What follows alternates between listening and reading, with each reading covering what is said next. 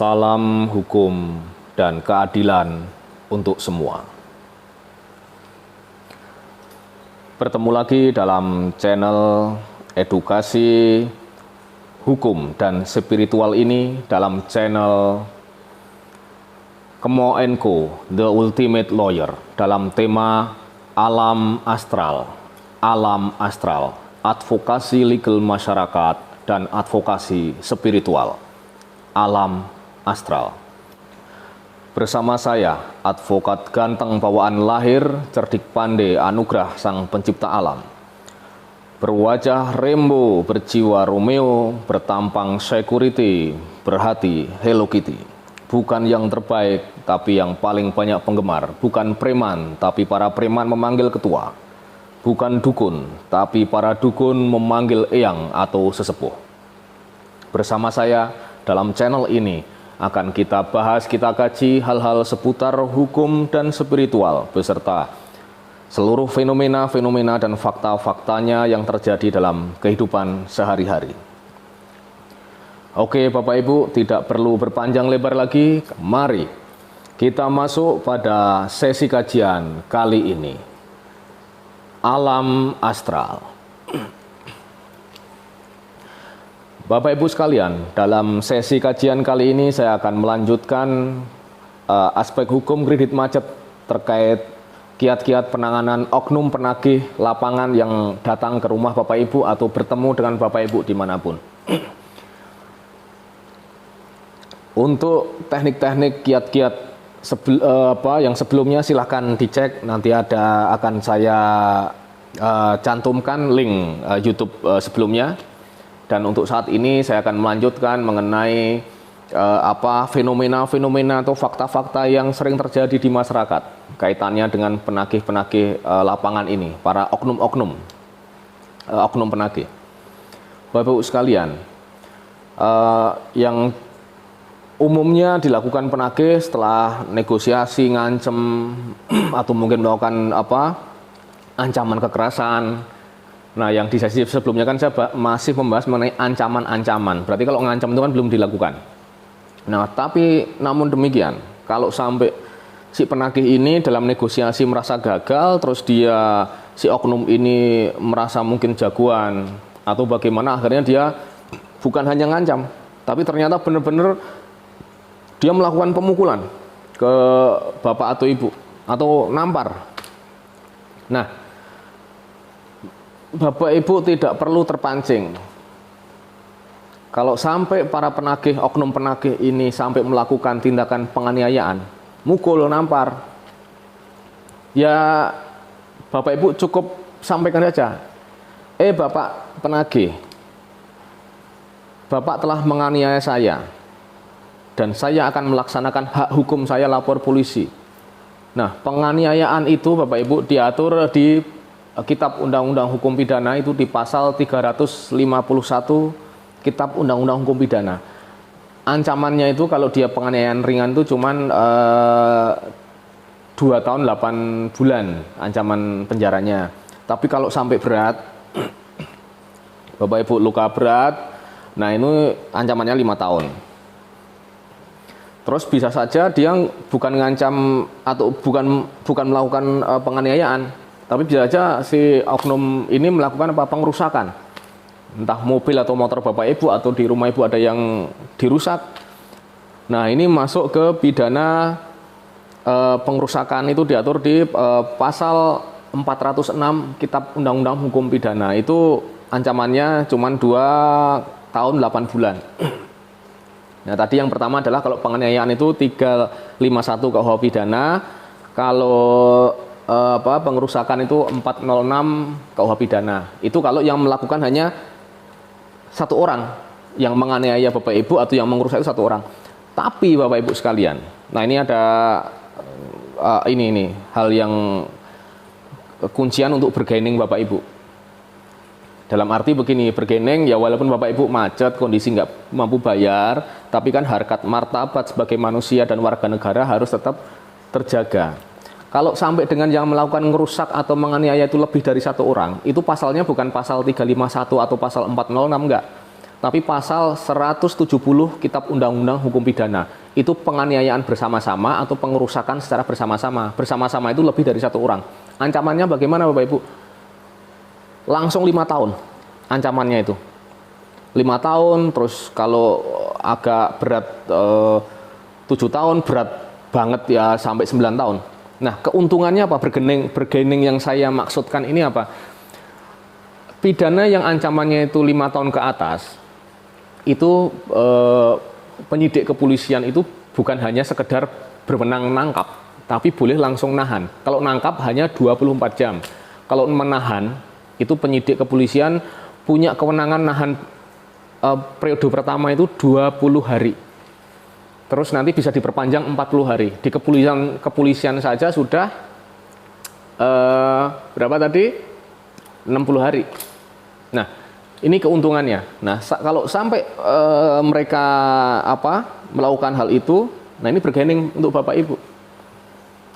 Tapi saya memberikan edukasi hukum ini antara lain adalah mengantisipasi jangan sampai Bapak Ibu dianiaya atau barang-barang Bapak Ibu sampai dirusak. Caranya bagaimana? Pas si penagih ini udah tinggi, sudah kelihatan emosi, ya Bapak Ibu sampaikan, penagih. Nah, ini agar si penagih ini tidak lanjut untuk merusak atau menganiaya. Tukang nagih, Bapak Ibu penagih, kalau sampai Bapak Ibu menganiaya saya, silahkan. Itu haknya Bapak Ibu. Tapi saya sebagai warga negara yang menjadi korban, saya juga punya hak hukum untuk melaporkan Bapak Ibu kemana? Ke kepolisian. Nah, kita kembali ke kajian sebelumnya kan sudah saya kasih tips paling penting kalau mau ketemu orang, ketemu penagih, ketemu lawyer, harus ditanya dulu pertama apa? Surat tugas atau surat kuasa. Setelah surat tugas dan surat kuasa, Bapak Ibu harus minta KTP, bukan SIM, bukan apapun. Karena secara hukum di Indonesia, bukti kependudukan itu adalah KTP. Jadi setelah dapat surat kuasa atau surat tugas, Bapak Ibu minta KTP untuk mencocokkan bahwa betul nama yang ada di kuasa atau tugas ini adalah sesuai yang ada di KTP-nya dia. Nah, setelah dapat dua-duanya, ya seperti yang pernah saya sampaikan, difoto untuk di file Bapak Ibu, simpan langsung dikirim ke email atau kirim WA ke saudara atau anak atau pasangan Bapak Ibu. Supaya apa? Nah, nanti ada gunanya pas untuk ngancam. Silahkan. Kalau mau merusak atau menganiaya saya, silahkan. Saya punya hak hukum untuk melaporkan saudara ke kepolisian. Nah, dan apa? Identitas saudara sudah saya pegang. KTP sudah saya pegang, surat tugas sudah saya pegang. Nanti yang saya laporkan saudara dan yang nyuruh saudara, perusahaan yang nyuruh saudara. Kena pidana semua. Siapa yang nyuruh dan siapa yang melakukan. Urusan nanti terlibat atau tidak pihak perusahaan saudara, urusan belakangan. Itu polisi yang akan membuktikan. Tapi paling tidak saudara secara pribadi akan rugi. Nagih gagal, kena urusan polisi, mungkin malah disanksi sama kantor atau dipecat sama kantor karena kerja nggak profesional, bikin masalah. Urusan nagih kok sampai jadi urusan pidana, sehingga kantor kerepotan. Nah, kalau Bapak Ibu bisa menyampaikan itu, otomatis apa? Yang sudah tinggi, otomatis ini secara psikologi, mesti dia juga akan nurun. Kenapa? Emosinya akan menurun. Kenapa? Orang penagih itu kan juga dia bekerja untuk nyari nafkah. Dia nggak nyari masalah kan sebenarnya, yaitu nyari nafkah. Kalau sampai dia nagih terus ada ancaman, mesti dia akan calling down juga. Kenapa? Rata-rata orang nekat, orang sok jagoan, itu rata-rata apa? Belum dapat edukasi secara benar atas resiko-resiko yang ada. Itu mungkin dia udah tahu, oh kalau aku mukul, aku ini polisi. Itu pas ngobrol sama teman-temannya tuh di kelompok. Tapi pas ketemu begitu, pas dia tugas sendiri, dia juga kan ingat, aku bertugas ini kan untuk aku nyukupi kebutuhan ekonomiku, keluargaku, anakku atau istriku. Jangan sampai aku ketahan. Kalau ketahan, ya aku nggak dapat penghasilan, dipecat dari pekerjaan. Dia akan berpikir itu. Nah, ini kita memainkan aspek psikologi supaya Bapak Ibu tidak dianiaya atau tidak dirusak barang Bapak Ibu. Syaratnya Bapak Ibu harus cara penyampaiannya tenang dan Bapak Ibu ngapalkan pasal-pasal ini, pasal penganiayaan 351 KUH pidana, pengerusakan 406 KUH pidana, dan tadi kalau dia bersama-sama melakukannya 170 KUH pidana. Nggak perlu, kalau malas ngapalin gampang. Pasal-pasal ini nanti saya cantumkan di kolom deskripsi. Bapak Ibu bisa copy paste, terus Bapak Ibu print, taruh di rumah satu, di kantor satu, di dompet satu. Jadi pas ketemu kejadian yang berpotensi ada pengerusakan atau penganiayaan, Bapak Ibu bisa memainkan psikologi lawan. Nah itu otomatis mesti akan cooling down. Tapi kalau dilalahnya pas memang jatahnya Bapak Ibu kena pukul atau barang Ibu kejatah kerusak, ya Bapak Ibu laksanakan saja hak hukumnya Bapak Ibu tadi, melaporkan ke kepolisian. Yang dilaporkan siapa? Ya orang itu, plus disampaikan juga bahwa ini sesuai surat tugas yang sudah difoto Bapak Ibu tadi, disuruh oleh PT ini atau kreditur ini. Nah, itu nanti akan diproses oleh pihak penyidik di kepolisian. Nanti bagaimana cara mantau pelaporan polisi nanti akan ada di sesi tersendiri, akan saya sampaikan. Selanjutnya Bapak Ibu sekalian, oknum-oknum penagih itu umumnya melakukan tekanan secara psikologi. Kalaupun nggak ngerusak atau nganiaya, dia itu biasanya apa? Sering bawa Bapak Ibu ke kantornya secara paksa. Dipaksa Bapak Ibu mungkin dari rumah dibawa ke kantornya atau dibawa kemana. Nah, tindakan membawa seseorang secara melawan hukum dari tempat diamnya, tempat kediamannya, itu sudah masuk definisi atau kriteria atau unsur penculikan Bapak Ibu. Penculikan itu diatur di pasal 328 Kitab Undang-Undang Hukum Pidana. 328 Kitab Undang-Undang Hukum Pidana. Ancamannya apa? 12 tahun penjara. 12 tahun penjara Bapak Ibu. Kalau sampai Bapak Ibu dipaksa harus ikut dia dari rumah Ibu atau kantor Bapak Ibu ke tempat lain, itu berarti secara paksa. Nah itu udah penculikan. Tambah lagi Bapak Ibu disekap di dalam ruangan, nggak boleh keluar. Itu pidana lagi, namanya bukan penculikan, tapi pidana penyekapan. Kalau penyekapan itu di pasal 333, itu ancamannya 8 tahun penjara. Nah intinya apa Bapak Ibu sekalian? Hal-hal ini saya sampaikan untuk mengedukasi agar Bapak Ibu tenang dalam menghadapi suatu persoalan. Jangan sampai sudah pusing nggak bisa membayar utang, tiba-tiba masih ada masalah tekanan-tekanan yang lain tapi nggak bisa punya bargaining. Itu kan ya sedih sekali. Tapi paling tidak dengan ada bargaining ini kan ya Bapak Ibu lumayan nggak terlalu tertekan lah. Paling tidak tertekan hanya untuk mikir bagaimana aku harus cari uang untuk membayar hutang ini. Karena prinsipnya utang harus dibayar. Secara agama, hukum, etika, utang harus dibayar. Jangan pernah punya pikiran atau niat tidak membayar hutang. Tidak boleh. Harus dibayar kalau utang. Masalah belum mampu itu urusan lain.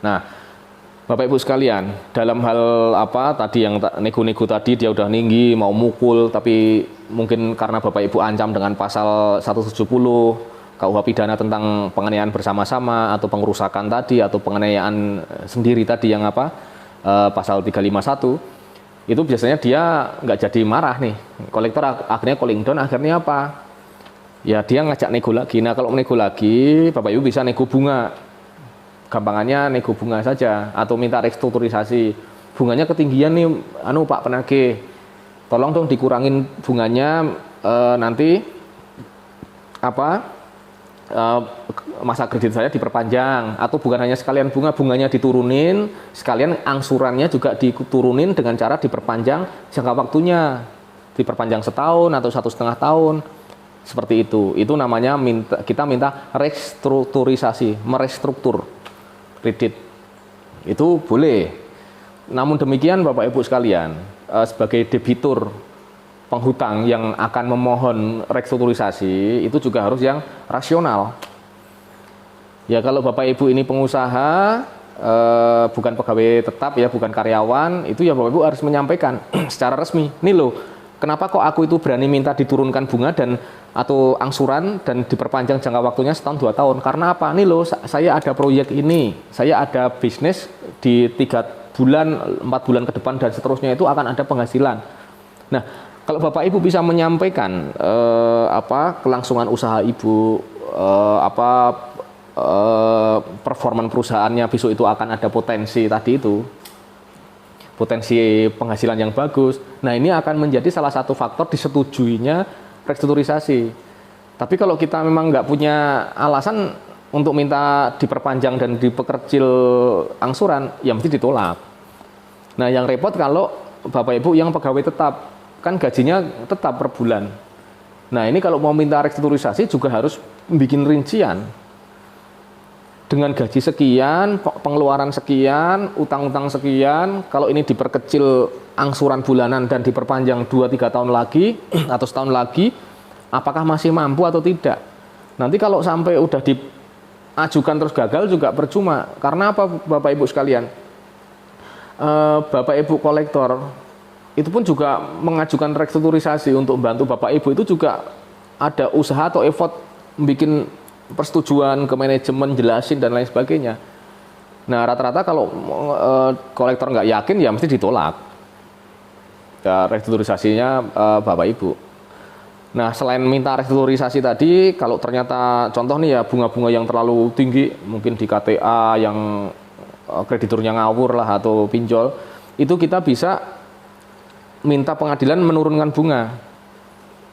Nah, bunga secara hukum itu 6% per tahun. Bapak Ibu bisa itu, tapi caranya harus gugat. Nah, kalau hutangnya Bapak Ibu itu maksimal cuman 500 juta itu bisa. Maksimal 500 juta hutangnya itu bisa menggunakan namanya gugatan sederhana. Dari namanya saja sudah gugatan sederhana. Itu memang benar-benar sederhana, Bapak Ibu. Dari pemeriksaan pertama itu maksimal 25 hari itu harus sudah putus. Setelah putusan itu umumnya ya dikabulkan kalau mengenai bunga sesuai hukum 6% per tahun tadi. Itu nggak ada banding, nggak ada kasasi, nggak ada upaya hukum lagi. Nah, otomatis kreditur juga harus melaksanakan perintah pengadilan tadi. Tapi tadi itu maksimal untuk hal-hal keuangan atau ganti rugi atau apapun yang maksimal 500 juta. Dan tidak boleh dengan urusan yang kaitannya dengan apa, objek sengketa tanah, properti itu nggak bisa. Hanya untuk terkait uang yang maksimal 500 juta itu menggunakan gugatan sederhana. Kalau gugatan yang biasa, yang bukan sederhana itu kan bisa setahun 2 tahun baru selesai. Dari Bapak Ibu menggugat, jawab, replik, duplik, pembuktian penggugat, pembuktian tergugat, saksi, penggugat tergugat, kesimpulan putusan. Nah, itu tahapannya aja bisa lama. Sampai nunggu udah putus aja, putusannya bisa 6 bulan, setahun nggak keluar. Lama, tapi dengan gugatan sederhana tadi, itu Bapak Ibu bisa segera mendapatkan putusan. Nah, ini bisa. Nah, bagaimana cara membuat gugatan sederhana? Itu nanti akan ada sesi tersendiri mengenai litigasi perdata. Nanti akan saya sampaikan mengenai bagaimana teknik menggugat, atau kalau digugat itu bagaimana membuat jawaban secara secara yang praktis dan sudah teruji. Itu tiada gading yang tak retak, tiada udang yang tak bungkuk, dan tiada pisang yang tak bengkok. Mohon maaf apabila ada salah kata dan ucap. Sampai ketemu pada sesi kajian berikutnya. Alam Astral.